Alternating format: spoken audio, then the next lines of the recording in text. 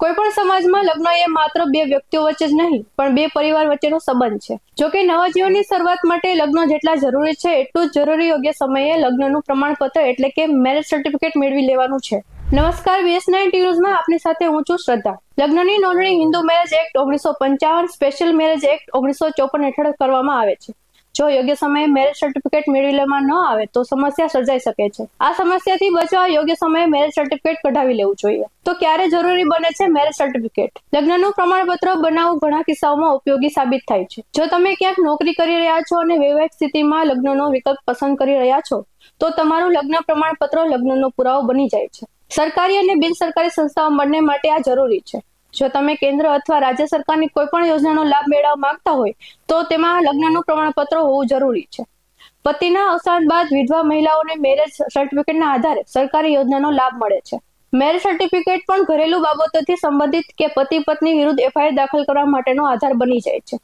છૂટાછેડા માટે અરજી કરવા માટે તમારી પાસે લગ્નનો પુરાવો એટલે કે લગ્નનું પ્રમાણપત્ર હોવું જરૂરી છે। જો તમે બીજા દેશમાં કાયમી નાગરિક બનવા માંગો છો તો આ માટે પણ દંપતીઓને લગ્નનું પ્રમાણપત્ર બતાવવું જરૂરી છે। જો તમે બેંકમાં સંયુક્ત ખાતું ખોલાવવા માંગતા હોય તો લગ્નના પ્રમાણપત્રો આધાર તરીકે ઉપયોગ કરી શકાય છે।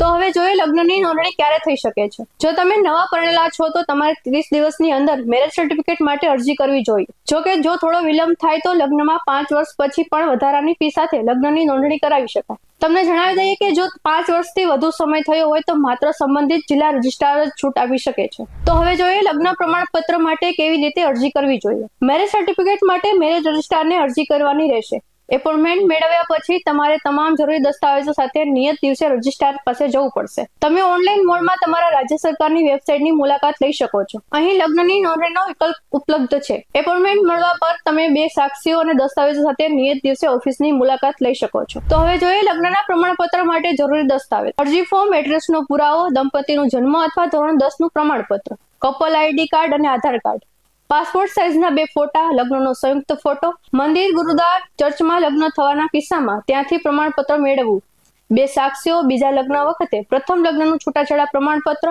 પ્રથમ પતિના મૃત્યુ પર મૃત્યુના પ્રમાણપત્ર, કોર્ટ મેરેજ અંગેના કોર્ટના દસ્તાવેજો। આવા જ વધુ અહેવાલ સાથે મળતા રહીશું। તમે અમારી YouTube ચેનલને સબસ્ક્રાઇબ કરવાનું અને અમારા Facebook અને Instagram પર ફોલો કરવાનું ભૂલશો નહીં। બાકી અવનવી અપડેટ મેળવવા માટે જોતા રહો BS9 TV ન્યૂઝ। નમસ્કાર।